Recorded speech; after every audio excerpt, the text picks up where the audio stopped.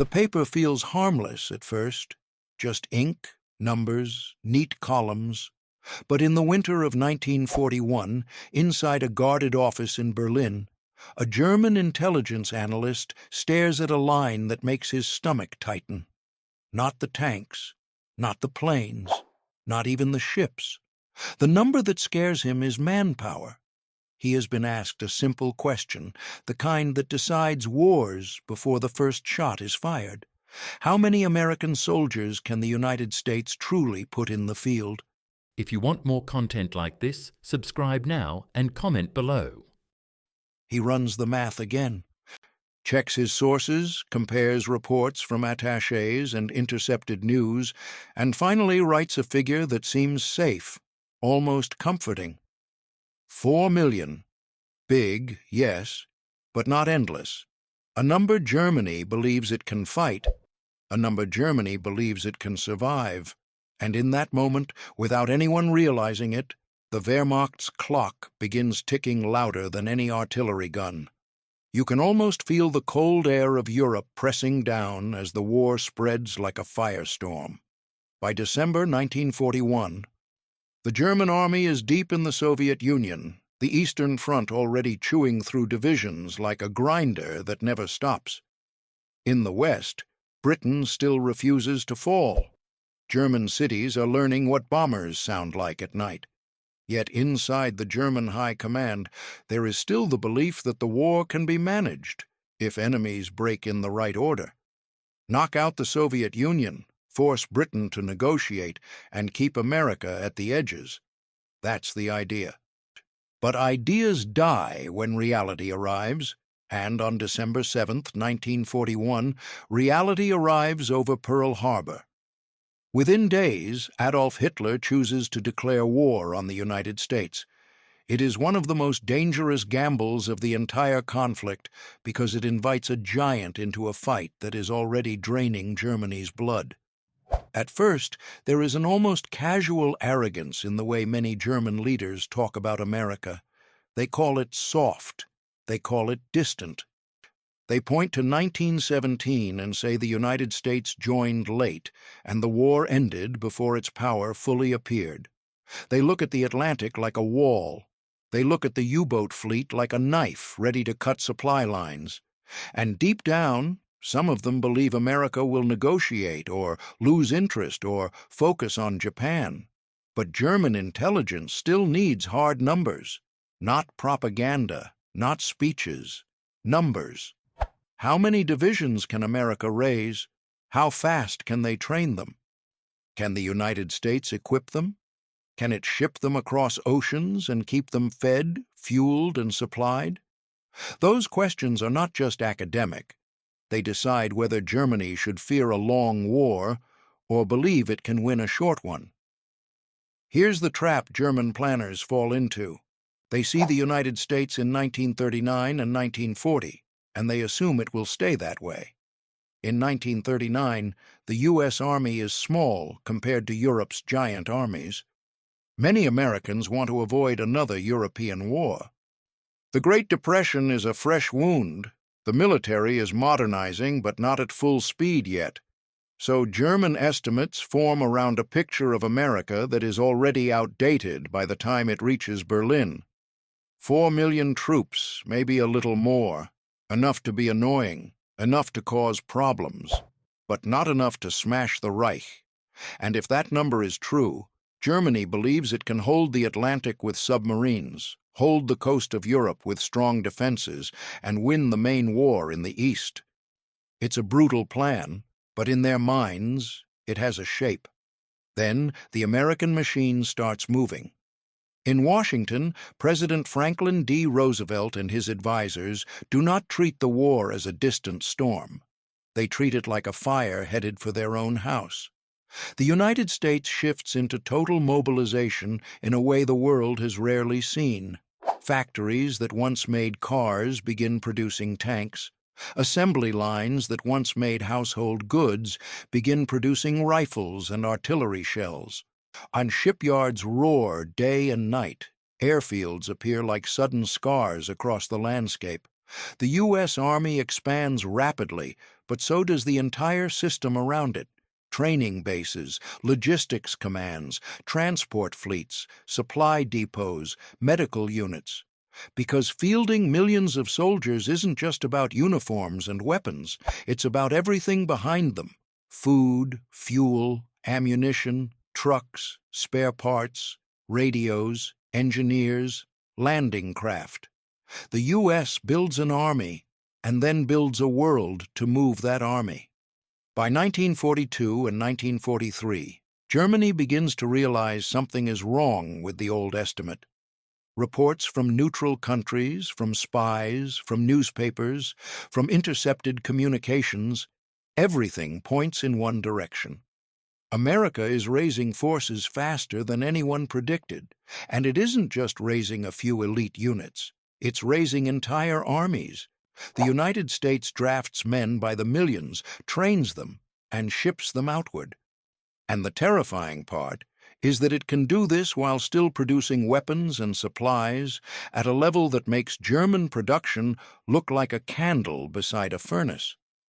The illusion finally breaks when American troops start appearing everywhere like a tide that refuses to stop. In North Africa, U.S. forces land in Operation Torch in November 1942. Suddenly, German and Italian commanders aren't just fighting the British. They're fighting Americans too. Fresh units, well supplied, backed by naval and air power, and supported by an industrial pipeline that stretches back to a continent-sized homeland untouched by bombing. The battles in Tunisia are tough and messy, and American troops pay for their inexperience in blood. But the Americans learn fast. They adapt. They replace losses. They improve tactics. And most importantly, they keep coming. For Germany, this is the first taste of what too many looks like. While this is happening, the Eastern Front is turning into a nightmare. German Sixth Army is destroyed at Stalingrad in early 1943. Kursk follows. The Soviet Union bleeds terribly, but it does not break. It becomes stronger, more organized, more deadly. German intelligence now faces a nightmare scenario. The Reich is stuck in a two-front war, exactly what German strategy always feared. And now, a third pressure point grows every month: America. 4 million? That number starts looking ridiculous. Because Germany isn't just facing American troops. It's facing American potential. The ability to replace every tank, every aircraft, every ship, and every fallen soldier without slowing down. In 1943, the war in the air becomes a hammer. Daylight raids by American bombers and night raids by British bombers begin to crush German industry, rail yards, and cities. Men who could have been fighting on the front lines are now forced into anti-aircraft units, firefighting, repairs, rebuilding, and guarding what remains. German aircraft production rises in some areas, but the pressure is relentless. Fuel becomes precious. Pilot training becomes harder. Even when Germany produces planes, it struggles to keep experienced crews alive. A war of machines becomes a war of fuel and time, and Germany is losing both. And then comes the moment that confirms the worst fear in every German planning office. June 6, 1944. Normandy. D-Day. The Atlantic Wall, built as the shield against invasion, shudders under the impact of Allied power. On the beaches, Utah, Omaha, Gold, Juneau, Sword, men pour ashore through gunfire, obstacles, mines, and smoke. The Germans fight with discipline and courage, especially in the early hours. At Omaha Beach, the scene is chaos. The sea is rough, landing craft are hit, units become scattered, and men die before they even reach the sand. But the Americans don't leave. They don't retreat back into the water. They dig in with trembling hands and stubborn fury. And they move forward yard by yard. And every hour they survive is another hour the invasion becomes permanent. As the beachhead grows, German commanders like Field Marshal Gerd von Rundstedt and Field Marshal Erwin Rommel understand the truth. If they cannot throw the Allies back into the sea quickly, the war in the West is lost, because once the Americans and British establish ports, airfields, and supply lines, the flow will never stop. It will become a river of steel. The German army in France is outnumbered, outgunned, and suffocating under Allied air power. When German units try to move in daylight, Allied fighter bombers hunt them. When they move at night, they move slower, confused, and exhausted. Every bridge, every road junction, every fuel truck becomes a target. Germany's best defensive weapon, its ability to shift reserves quickly, is being strangled from above. And then the American manpower reality becomes impossible to ignore. By this stage of the war, the United States is not just sending an army, it's sending a whole civilization's strength in military form. The total number of Americans in uniform during World War II reaches around 16 million. That number includes the Army, Navy, Marine Corps, Army Air Forces, and support services across the globe.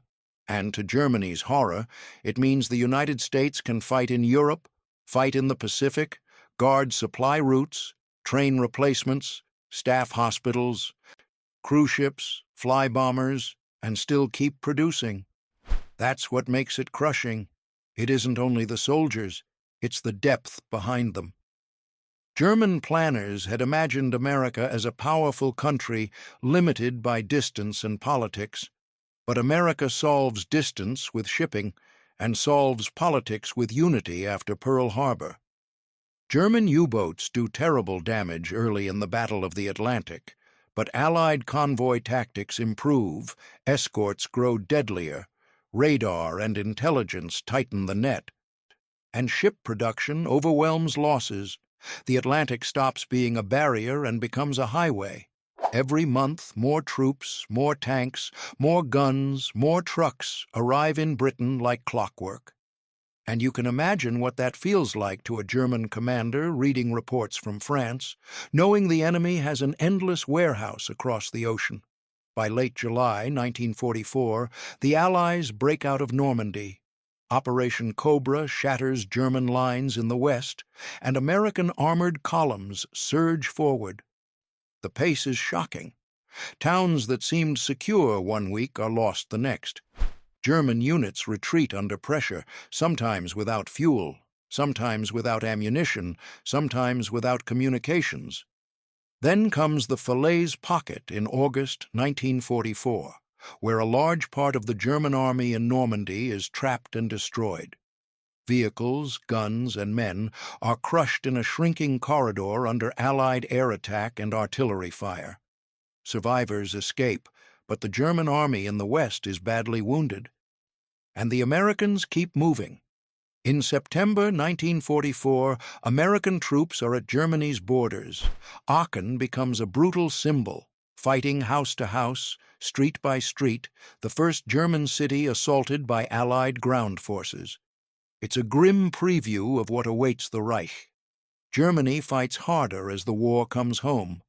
Volksgrenadier divisions are formed, patched together from survivors, young recruits, and older men. The Waffen-SS still provides tough units.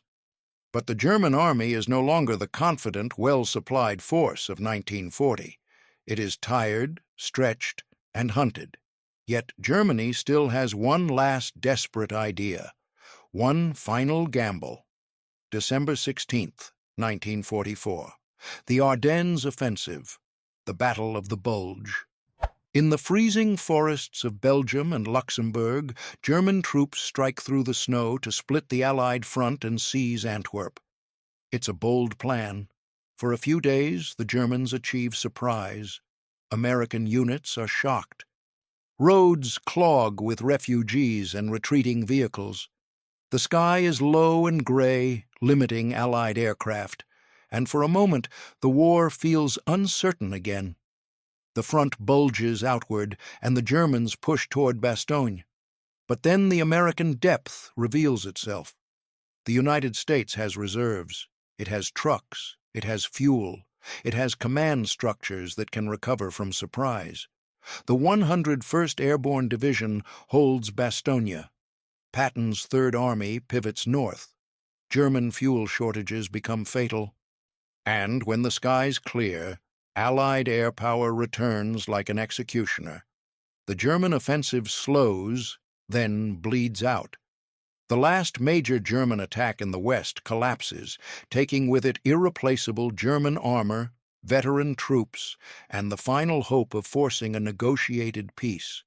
From that point, the end becomes a closing trap. American and Allied armies push from the west. Soviet armies smash from the east. Germany's cities crumble. Transportation collapses. Fuel disappears. The Luftwaffe is a shadow. Replacements are young, poorly trained, and desperate. In March 1945, American forces cross the Rhine. The river that once seemed like a final barrier becomes just another obstacle cleared by engineers, bridges, and sheer momentum. The Ruhr is surrounded. German industry is captured. Entire German armies are trapped and forced to surrender.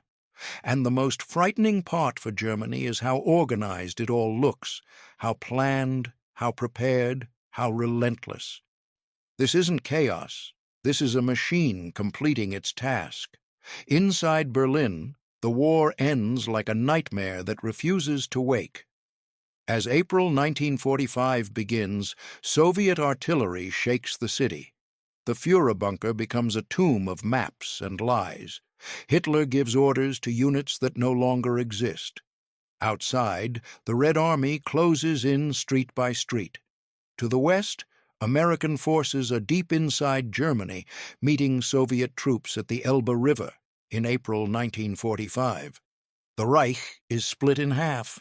There is nowhere to retreat. No miracle weapons can stop millions of soldiers closing from both sides. So when you look back at that early estimate, 4 million, you can see the real story hiding behind it. Germany didn't just miscalculate America's numbers. Germany misjudged America's nature. It saw a country across the ocean and assumed distance was safety. It saw a nation not yet mobilized and assumed it lacked the will. It saw democracy and assumed hesitation. But in World War II, the United States became something else entirely. A mobilized giant with a global reach, able to turn factories into armies and oceans into supply lines. 16 million Americans in uniform didn't mean 16 million fighting in one place at one time. It meant the United States could sustain a worldwide war, training, shipping, feeding, healing, equipping, and reinforcing forces without collapsing. It meant Germany could never truly bleed America dry. And every German victory on the battlefield became temporary because the American system could replace what was lost. And when combined with British resilience and Soviet sacrifice, it formed a pressure that Germany could not survive. In the end, the Wehrmacht wasn't crushed by one battle alone. Not Normandy, not the Bulge, not even Berlin. It was crushed by a war it could not afford, a war of time, production, and manpower. A war where the enemy didn't just fight harder. The enemy grew bigger every month. And once that tide reached full force, once the real numbers became visible, Germany's fate was sealed. Because the most dangerous moment in a war is not when you face an enemy you understand. It's when you face an enemy you have underestimated, only to realize, too late, that you were never fighting the size of their army. You were fighting the size of their world. If you want more content like this, subscribe now and comment below.